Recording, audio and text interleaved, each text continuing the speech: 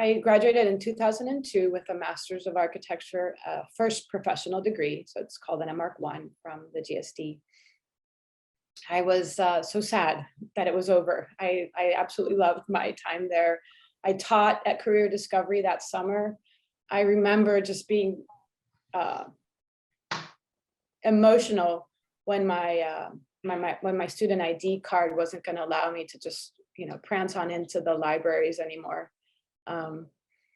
But I wanted very much to work in the office of Rafael Moneo. He's today still an important professor at the GSD. He had been the chair years before my time, and his practice is in Madrid.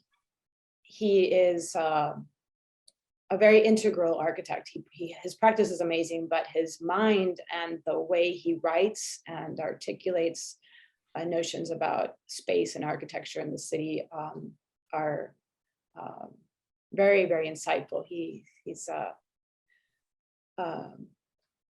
also just kind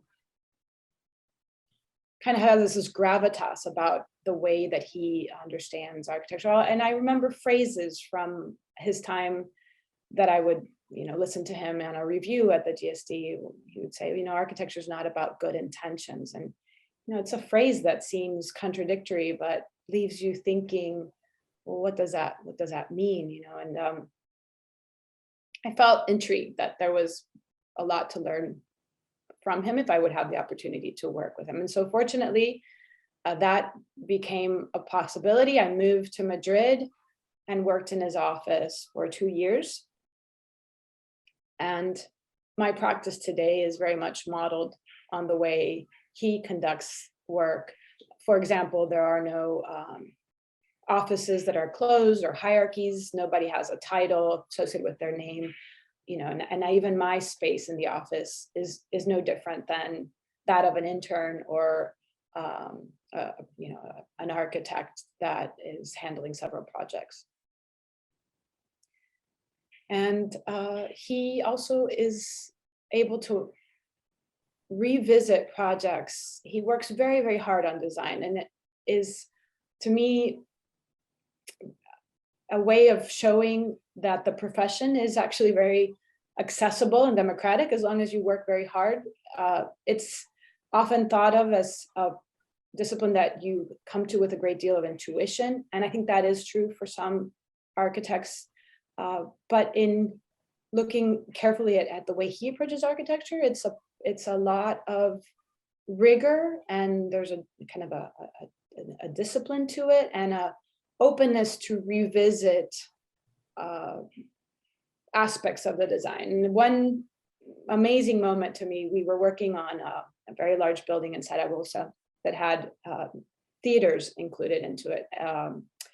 And so there was kind of a sectional moment that appeared that was very, I thought, quite compelling, the way the light would come in. And it was a discovery that I had made producing some models where he and I were both pretty much on board with that. And then shifts in the demands of the client or of the program might have necessitated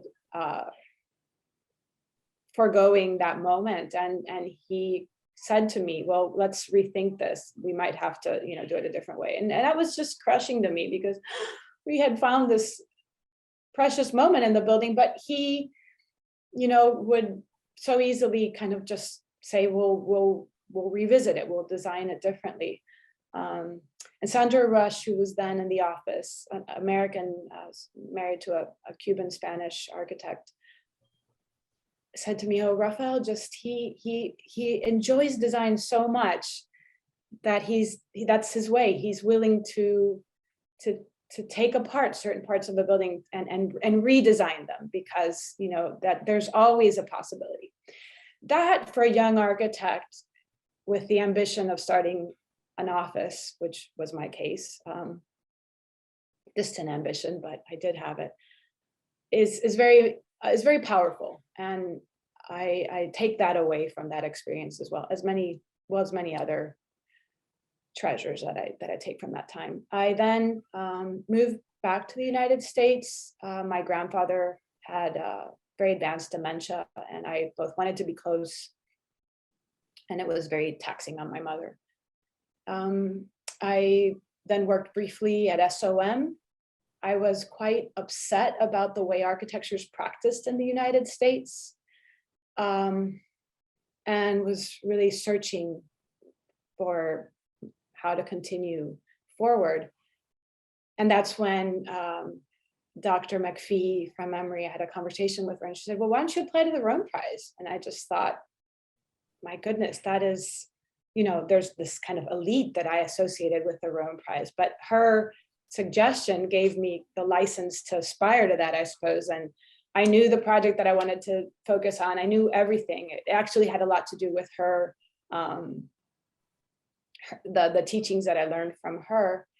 I was in Atlanta. I went straight to the Emory Library, picked out my book by Richard Krautheimer, where I knew I could find the notes, and produced my proposal, and strangely was awarded the Rome Prize. So then I went off to Rome and was in the American Academy, which is just an absolutely incredible place and experience. And I was there with artists that had a tremendous influence on me as well, including Carrie Mae Weems, who's one of the foremost right now celebrated African-American artists in the United States, but also Richard Barnes, who's a fantastic photographer, and Alex Schrader, and Ward Shelley, and others. But they are visual artists.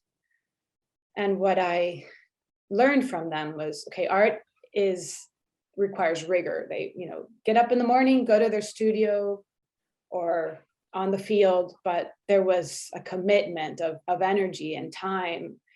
I also love that they were sort of one person, their ideas, their demeanor, their work.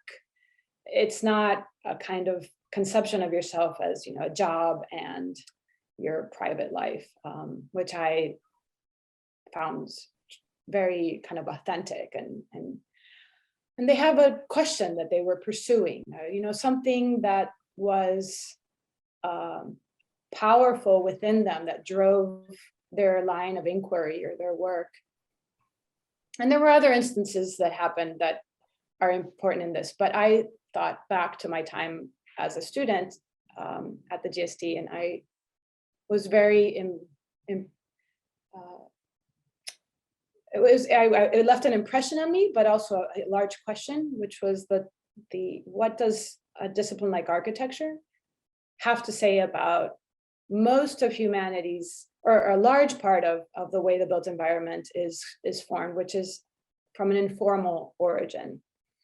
And that is the case of any country outside of the global north, basically. And then it's not foreign to the global north either. I mean, what we call barrios also existed in different moments of history in Europe, in the United States even. So I, for many reasons, decided that I would move to Venezuela and pursue a practice there. So I moved in 2007 to Caracas and have had my office there ever since.